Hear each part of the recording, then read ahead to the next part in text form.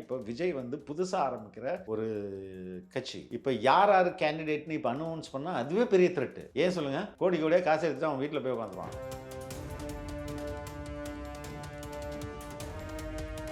நான் என்ன சொல்றேன்னா, இங்க எல்லாமே புது புது புது மனிதர்கள் தான். அவங்கள நீங்க எப்படி ஜட்ஜ் பண்ணுவீங்க, திறமையானவரா இல்லையான்ட்டு? எல்லாம் every vote will go for Vijay. அப்படிதான் அது போகும்.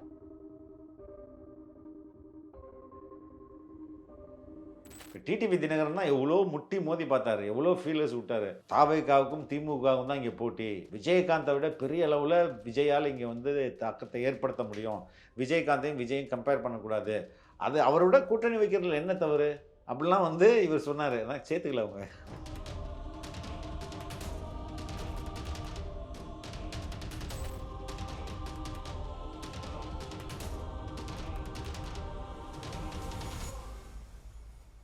சார் வணக்கம்.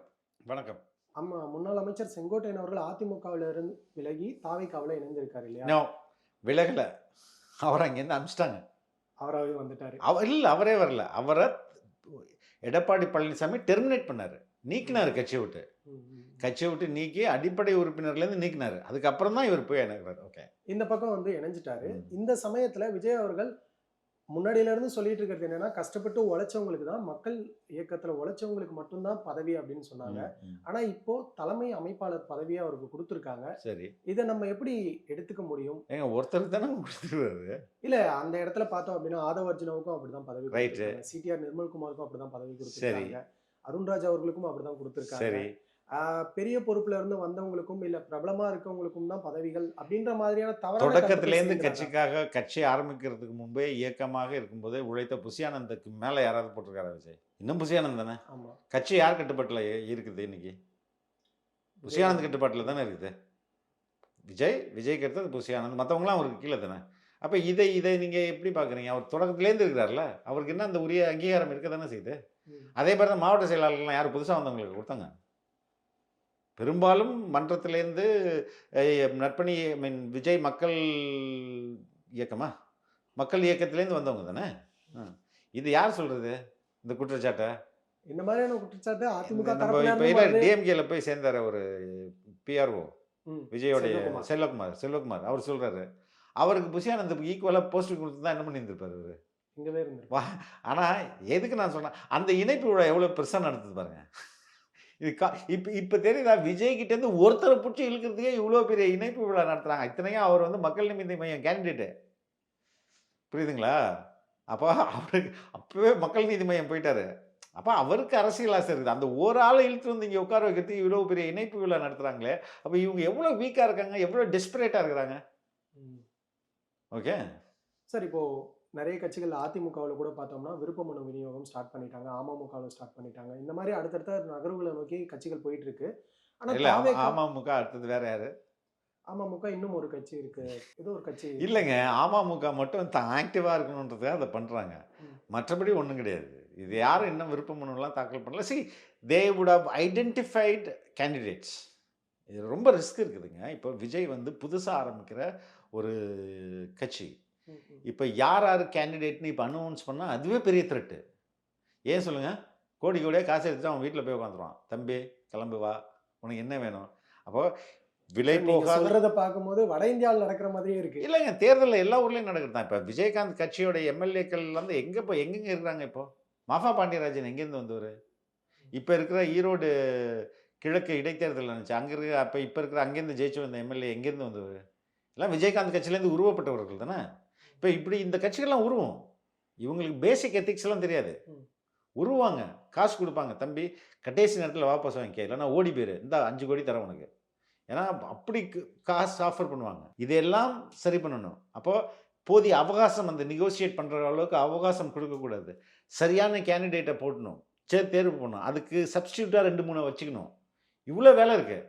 இதெல்லாம் இது யாருமே பண்ணாமல் இருந்திருக்க மாட்டாங்க. எல்லாம் பண்ணி ஐடென்டிஃபை பண்ணி வச்சுருப்பாங்க, அறிவிக்க மாட்டாங்க. அவருக்கே கூட தெரிஞ்சிருக்காது, அந்த கேண்டிடேட் கூட தெரிஞ்சிருக்காது யார் நல்லா. அதை வந்து தே வுட் ஹவ் ஹேட் ஒரு ஒரு என்ன சொல்கிறது, ஒரு list of people already ready பண்ணி வச்சுருப்பாங்க. மேபி சிலவர்கள்ட்ட சொல்லியிருப்பாங்க, சில பேர்கிட்ட சொல்லியிருக்க மாட்டாங்க. அப்படி தான் இருக்கும். இப்போ மக்கள் நீதி மையம் 2019 2021 தேர்தல் களம் காணும்போது எல்லாருமே சொன்ன ஒரு விஷயம் என்னன்னா, படித்தவங்களாம் அந்த சைடில் இருக்காங்க, அந்த ஓட்டுகள் வேணா பிரியுமே தவிர கோர் ஓட்டு ஏடிஎம்கேவுக்கும் டிஎம்கேவுக்கும் அப்படியே தான் இருக்கும் அப்படின்னு சொன்னாங்க. ஆனா 2021 நிறைய இடங்கள்ல நல்லாவே பர்ஃபார்ம் பண்ணி ஒரு ஓட்டு 2வது இடங்கள்லாம் வந்தாங்க. சென்னை நிறைய ஓட்டு வங்கி வச்சிருந்தாங்க. இப்ப விஜய் இந்த மாதிரியான படித்தவர்களை தேர்வு செஞ்சு ஒரு இடத்துல நிக்க வைக்கிறாரு. இல்ல இல்லைங்க, சாமானியர்களை நிக்க வைக்கிறாரு. படித்தவர்களுக்காக வரலங்க. இல்ல நான் கேட்கிறேன். No, no, no, no, wait. சாமானியர்களை நிக்க அதுதான் நான் வைக்கிறாங்க. சொல்றேன். ஏதோ ஒரு கமலுக்கு ஓட்டு வந்தது அந்த அந்த உள்ள கேண்டிடேட்டாக கமலுக்காக வந்தது தான். இவர் ஏதோ மாற்றத்தை பண்ணிட போறாரு அப்படின்னு இல்ல நினைச்சு அப்படி பார்த்தா ஸ்நேகன் அவர்களுக்கு 2021 ஓட்டு நிறைய விழுந்திருக்கணும் இல்லையா? எந்த தொகுதியில் நின்னாரு அவரு? விருகம்பாக்கம்ல நிக்கும் போது. ரைட்டு. அப்ப அவருக்கு கம்மியா தானே இல்லைங்க, நிறைய இடங்கள்ல ஐ திங்க் ஸ்ரீபெரும்புதூர் எல்லாம் செகண்ட் பிளேஸ் வந்து மக்கள் நீதி மையம் வந்துச்சு. அது not because of candidate. Okay, அந்த தொகுதி கமலோட இன்ஃப்ளூயன்ஸு இதெல்லாம் தான். ஸோ இப்போ பெரும்பாலுமான 90% ஓட்டர்ஸ் வந்து யார் கேண்டிடேட்டு, அவர் என்ன படிச்சிருக்காரு, இந்த கேண்டிடேட் நல்லவரா, இந்த கேண்டிடேட் திறமையானவரா, இப்படிலாம் யாரும் பார்த்து ஓட்டு போடுறதில்ல. 90% they just go for the party. எந்த பார்ட்டின்றது தான் போவோம். அதனால் இப்போ 2வது விஜய் நிறுத்த போகிறது எல்லாமே ஃபஸ்ட் டைமர்ஸ். எக்ஸப்ட் செங்கோட்டையனுக்கு சீட்டு கொடுத்தா செங்கோட்டையன் மட்டும்தான் அதில் ஆல்ரெடி தேர்தலில் வெற்றி பெற்ற ஒரு கேண்டிடேட்டாக இருப்பார். Pushyanand not in Tamil Nadu, right? அவர் தமிழ்நாட்டில் போட்டி போட போகிறாரா பாண்டிச்சேரியில் போட்டி போகிறாருன்னு நமக்கு தெரியாது. ஸோ நான் என்ன சொல்கிறேன்னா, இங்கே எல்லாமே புது புது புது மனிதர்கள் தான். அவங்கள நீங்கள் எப்படி ஜட்ஜ் பண்ணுவீங்க திறமையானவரா இல்லையான்ட்டு? எல்லாம் every vote will go for Vijay. அப்படி தான் அது போகும். அப்போ புதிதான ஒரு கேண்டிடேட்டை மக்கள் மட்டும் எப்படி தேர்ந்தெடுப்பாங்க? ஏங்க, விஜயத்தினால தாங்க அது வருது. இல்ல கேண்டிடேட் பேஸ்டுன்னு போகும்போது கேண்டிடேட் 10% தான். இல்ல கிராமங்கள்ல பார்த்தோம் அப்படின்னா இப்போ வரைக்கும் கேண்டிடேட்டை வச்சு தான் ஓட்டு போடுறது இருக்கு. கேண்டிடேட் வச்சு ஓட்டு போடுறது விஜய்க்கு அப்படி இருக்காது. விஜய்க்கு எல்லாமே விஜய்ன்ற பற்றி தான். இப்போ நீங்கள் வந்து லோக்கல் பாடி எலெக்ஷன் வைங்களேன், அங்கே கேண்டிடேட். ஏன்னா உங்களுக்கு இப்போ எல்லா கிராமத்துக்கும் அந்தந்த ஊரில் அந்த தெருவில் இருக்கவர் தான் அவர் தெரியும் நல்லவரா கெட்டவரான்ட்டு. எம்எல்ஏ எல்லாருக்கும் தெரிஞ்சிருமா? எல்லா கிராமத்தில் உள்ள எல்லாருக்கும் தெரிஞ்சுமா? அவர் அவங்கள இப்போ டெய்லியாக வந்து பார்க்குறாரு? அப்படி கிடையாது. எம்எல்ஏ எம்பின்னு வரும்போது அந்தந்த கட்சிகள் தான் பிரதானமாக ஒழிஞ்சு இட்ஸ் நாட் த கேண்டிடேட்ஸ். அப்போ அந்த எலெக்ஷன் ஹீட்டை தாங்கிறதுக்கு விஜய் கட்சி வந்து தயாராகிடுச்சு. ரொம்ப தயாராக இருக்குன்னு தான் சொல்ல முடியும். ஏன்னா எவ்ரி கிராஸ் ரூட் லெவலில் எல்லா இடங்களையும் பூத் லெவலில் வரையும் தேர் வெரி கிளியர். என்ன ஒன்லி திங் அவங்கள வந்து இன்னும் முடக்கி இந்த பிரச்சாரம் பண்ண விடாமல் தடுக்கிறாங்க. சார் அப்படி பார்த்தோம்னா இன்னும் நான் முன்னாடி குறிப்பிட்ட மாதிரி 2 மாதங்கள் தான் இருக்கு. எவ்வளோ நாளைக்கு முடக்கி வைக்க முடியும்? எவ்வளோ நாளைக்கு முடக்கி வைக்க முடியுமா? ரொம்ப நாளாக முடக்கி வைக்க முடியாது. பை ஜனவரி எண்டில் பிப்ரவரி பிகினிங்கில் உங்களுக்கு நோட்டிஃபிகேஷன் டேட் வந்துடும். அப்போ இந்த அரசு காபந்த அரசாக போயிடும். அது எலெக்ஷன் கமிஷன் தான் வில் டேக் ஓவர். அப்போ எவ்ரிபடி இஸ் ஈக்குவல். ஆனால் அந்த நேரம் போதுமா விஜய் அவர்களுக்கு? போதுங்க. விஜய் மாதிரி ஸ்டாருக்கு வந்து ஒரு என்ன சொல்கிறது 30 days கண்டினியூஸ் ஜேர்னி அடிச்சாலே போதுமே. அது வந்து ஒரு பெரிய இது கிடையாது. இப்போ சில செய்திகள் பார்க்க முடியுது சார். விஜய் அவர்கள் வந்து தன்னுடைய கட்சிக்கான சின்னத்தை, தேர்தல் சின்னத்தை வந்து கேட்டு அப்ளிகேஷன் கொடுத்துருக்காங்க. அதுக்காக சில விஷயங்களையும் பண்ணியிருக்காங்க. ஒன் இந்தியா அப்படிங்கிற ஒரு தனியார் ஒன் இந்தியாவில் பார்த்தீங்க அப்படின்னா மோதிரம் சின்னம் வந்து அவர் கேட்டிருக்கிறதா, அது கன்ஃபார்ம் ஆகியிருக்கிறதா ஒரு நியூஸும் போட்டிருக்காங்க. அதை பற்றி என்ன சார் நினைக்கிறீங்க? சின்னம் ஒரு பொருட்டே இல்லைங்க. இப்போ உள்ள நவீன காலத்தில் நவீன மக்களுக்கு சின்னம் வந்து ஒரு பிரச்சனையே கிடையாது. சின்னம் எப்போ ரொம்ப முக்கியம்னா, உங்களுடைய ஓட்டர்ஸ்க்கு சரியாக எழுத படிக்க தெரியாது, யார் கேண்டிடேட்னு பார்க்க தெரியாது. இது மாதிரி நேரங்களில் அவங்களுக்கு ஞாபகம் வச்சுக்கிறது சின்னம் ரொம்ப முக்கியம். ரெட்டலை உதயசூரியன் காங்கிரஸ் கை சின்னம் அப்படின்னு. ஏன்னா 2வது அப்போ வந்து இந்த சின்னத்தை கொண்டு போய் சேர்க்குறேன்னா ஒவ்வொரு ஊர்லேயும் ஒவ்வொரு கேண்டிடேட் மாறுவார், ஆனால் சின்னம் வில் ரிமைன் சேம். அப்போ இந்த சின்னத்தை கொண்டு போய் சேர்க்கறது அரசியல் கட்சிகள்லாம் ரொம்ப கஷ்டப்படுவாங்க. ஏன்னா எல்லாருமே நியூஸ் பேப்பர் வீட்டில் இருக்காது, எல்லார் வீட்லேயும் டிவி இருக்காது, சினிமாவுக்கு டெய்லி போக மாட்டாங்க. அப்போ இந்த சின்னம் நம்மளுதுன்னு கொண்டு போய் சேர்க்கறதுக்கு எல்லாமே ரொம்ப கஷ்டப்பட்டாங்க. ஆனால் இன்றைக்கி அப்படி நிலைமையே இல்லை.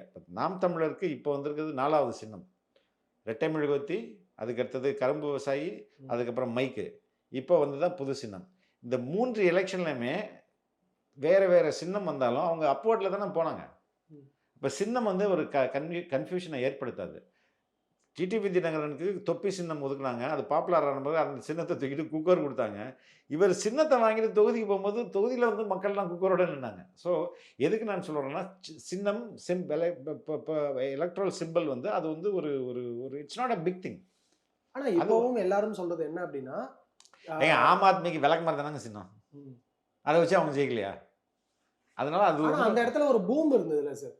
அவங்களுக்கு ஆம் ஆத்மிக்கு ஒரு பூம் இருந்தது. அதுதான் அதை விட பல மடங்கு விஜய்க்கு இருக்குல்ல. இங்கே அந்த பூம் தான் முக்கியம். சார் இப்போ நிறைய கட்சிகள் இப்போ வரைக்கும் கூட்டணியை இறுதி செய்யல. சரி ஓகே. அவங்க வந்து எலெக்ஷன் நெருங்கும் போது இறுதி செஞ்சுருவாங்க அப்படின்னு இருந்தாலும், பிளவுபட்டு இருக்க கட்சிகள் நிறைய இருக்கு சார். எதெல்லாம்? பாமகவா இருக்கட்டும், ரைட்டு. மதிமுகல இருந்து மல்லை சத்யா வெளியே வந்துட்டாங்க. ரைட்டு. இதுவா இருக்கட்டும். இவங்களெல்லாம் எந்த கட்சி கூட்டணி போவாங்கன்னு இப்படி அப்படியே ஏங்க இருக்காங்க. இவங்களால என்னங்க வேல்யூ ஆட் பண்ண முடியும்? சார் பாமகவால வேல்யூ ஆட் இப்போ பண்ண முடியாது. பாமக ஸ்பிளிட் ஆகி ரெண்டா நிக்குதுல்ல. இப்போ மதிமுக ஏற்கனவே வேல்யூ ஆட் பண்ண முடியாது. அதுவே ரெண்டாய் ஸ்பிளிட் ஆகி நிக்குது. ஆனா இருந்தாலும் அவங்க தனி சின்னத்துல நின்னு தங்களுடைய வாக்கை நோ நிரூபிச்சிருக்காங்க. என்ன நிரூபிச்சிட போறாங்க? இன்னைக்கு வந்து அந்த கட்சி உருவான நேரம் ஒண்ணு, இப்போ நேரம் ஒண்ணு. இப்போ இவங்கெல்லாம் பெரும்பாலும் வெற்றி தோல்வி அதெல்லாம் ரெண்டாவது தான் இவங்களுக்கு. ஸ்வீட் பாக்ஸ் முக்கியம்.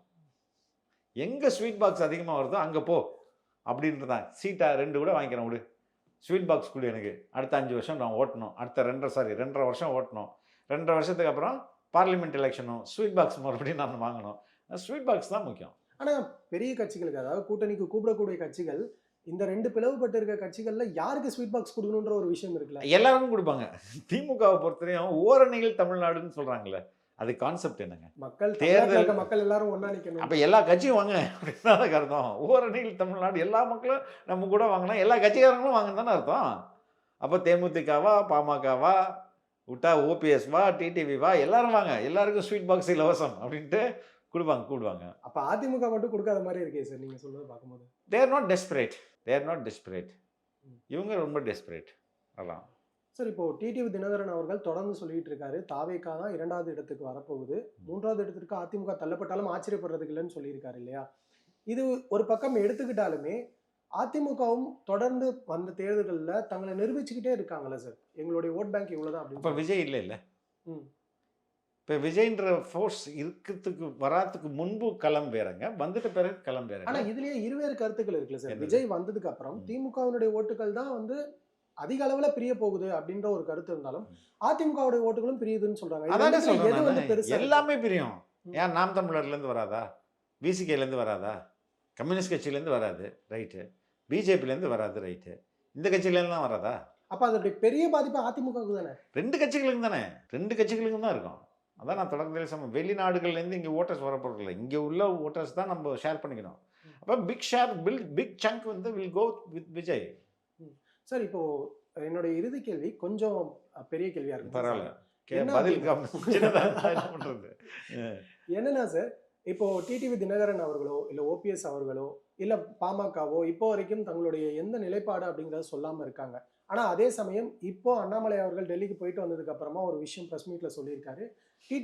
டிடிவி அவர்களும் ஓபிஎஸ் அவர்களும் எங்களுடைய கூட்டணிக்குள்ள வராரா இல்லையா அப்படிங்கிறத தமிழகத்தினுடைய தலைமை இபிஎஸ் அவர்கள் முடிவு செய்வாரு அப்படின்றத சொல்லி அங்க ஒரு ஃபுல் ஸ்டாப் வச்சுட்டாரு வதந்திகளுக்கு. ஓகே, இப்போ இபிஎஸ் அவர்கள் இதுக்கு ஓகே சொல்றாரு, இந்த டீல் ஓகே ஆகுது அப்படின்னா இந்த பக்கம் 234லையும் தாவேகா தனித்து களம் காண போகுது. இதை நீங்க எப்படி பாக்குறீங்க? அந்த இடத்துல பெர்ஃபார்ம் பண்ணணும்னா அப்ப இந்த ஓட்டு வந்து யார் வங்கி ஓபிஎஸ் அங்கங்க போனால் பிரியும் இல்லையா? டிவிக்கு வெற்றி பெற்றுமா? இல்ல ஓட்டு வங்கி தெரியும் இல்லையா? ஏங்க, இப்போ செங்கோட்டையன் மாதிரி அவரும் ஒரு ஃபோர்ஸ் இல்லையா? செங்கோட்டையன் வேறங்க, ஓபிஎஸ் வந்து எல்லாம் சேர்ந்தா வந்து கட்சியை வந்து நாசமா போயிடும். சார் அவர் பலாப்பழம் சின்னத்திலே அவ்வளவு ஓட்டு வங்கி ரைட்டுங்க, வாங்கி காமிச்சாரு சார். அது வந்து விஜய் வராதுக்கு முன்னாடிங்க ஒரு தொகுதியில் ஒரு ஒரு ஒரு மெஜாரிட்டியை வாங்குறதுக்காக நீங்கள் ஒரு க்ளீன் ஒயிட் ஸ்லேட்டில் ஒரு ஒரு இடத்துல ஒரு கருப்பை அள்ளிட்டு போக முடியுமா? இப்போ டிடிவி தினகரன் எவ்வளோ முட்டி மோதி பார்த்தாரு, எவ்வளோ ஃபீலர்ஸ் விட்டாரு. தாவேகாவுக்கும் திமுகவுக்கும் தான் இங்கே போட்டி. விஜயகாந்தை விட பெரிய அளவில் விஜயால் இங்கே வந்து தாக்கத்தை ஏற்படுத்த முடியும். விஜயும் கம்பேர் பண்ணக்கூடாது. அது அவரோட கூட்டணி வைக்கிறதுல என்ன தவறு அப்படிலாம் வந்து இவர் சொன்னார். நான் சேர்த்துக்கல அவங்க, சரிங்களா? ஓபிஎஸும் வந்து ஓபிஎஸ் அங்கே தெரியும் நம்மளை சேர்த்துக்க மாட்டாங்கன்னு அவருக்கு தெரியும். ஏன் அந்த தயக்கம் இருக்கு இவங்க கிட்ட, யார்கிட்ட? தாவேகா கிட்ட? தாவேகாட்ட மட்டும்தான் ஒரே கட்சி தமிழ்நாட்டில். மற்ற நிறைய பேர் சேர விரும்பினா கூட வெயிட் பண்ண வச்சு அவங்கள ஸ்டடி பண்ணி எடுத்துக்கிறாங்க, ஃபில்டர் பண்ணுறாங்கன்னா. வர்றவங்களுக்கு வந்து குற்றப்பின்புலம் இருக்குதா, அவங்க வந்து கரப்ஷன் ரிட்டையர்மெண்ட் ஹோம் மாதிரி ஆகிடக்கூடாதுல்ல. அது நீங்கள் வந்து க்ளீன் கவர்மெண்ட் கொடுக்குறேன்னு சொல்லிட்டு விஜய் சொல்லும்போது அதை வந்து அவருடைய கூட இருக்கிற ஆட்களும் சேர்த்து தானே அதை மக்கள் முடிவு பண்ணுவாங்க. நான் இந்த பக்கம் ஓபிஎஸ், டிடிவி, அதுக்கப்புறம் வந்து திமுகவில் 2 கரப்ட் மினிஸ்டரு, அதுக்கப்புறம் ஏடிஎம்கேலேருந்து பழைய கரப்ட் மினிஸ்டர்ஸு, இவங்களெல்லாம் தூக்கி வச்சு நான் வந்து க்ளீன் கவர்மெண்ட் தரப்போறேன்னா எப்படி மக்கள் ஏற்றுப்பாங்க? சார் நீங்க இதை சொன்னதுனால ஒரே ஒரு சின்ன விஷயம் சொல்றேன். செங்கோட்டையன் அவர்களே பழைய வழக்குகளை சிக்கியிருக்காரு அப்படின்னு சொல்லி இப்போ வந்து திமுகவினரும் இல்லைங்க, அதிமுகவினரும் பழைய குற்றச்சாட்டுகளை வழக்குகள் இல்லைங்க. முன்வைக்கிறாங்க. அவர் வந்து இன்னைக்கு அவர் மேலே எந்த வழக்கும் இல்லை. ஒரு வழக்கு இருந்தது, அதில் வந்து நிரபராதியாகி வெளில வந்துட்டாரு. இன்னைக்கு என்ன வழக்கு இருக்கு அவர் மேலே? இந்த இல்ல வாசாத்தி குற்றச்சாட்டுகளை முன்வைக்கிறாங்க சொல்றேன். ஆமா. வாச்சாத்தி விஷயம் தானே. ஏன் இவள் 4.5 வருஷம் உங்களோட கவர்மெண்ட் தானே இருந்தது. செங்கோட்டையனை புக் பண்ணி தூக்கி உள்ள வைங்க.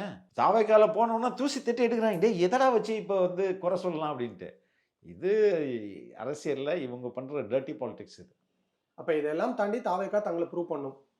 கண்டிப்பா ப்ரூவ் பண்ணி தானே ஆகணும். ம். டெஃபினட்டா தே வில் ப்ரூவ் இட். 2026 தேர்தல்ல எப்படி இருக்கு அப்படிங்கிறத பொறுத்திருந்து பார்க்கலாம் சார். ரொம்பவே நன்றி. ரொம்ப நன்றிங்க. தேங்க்யூ. நன்றி.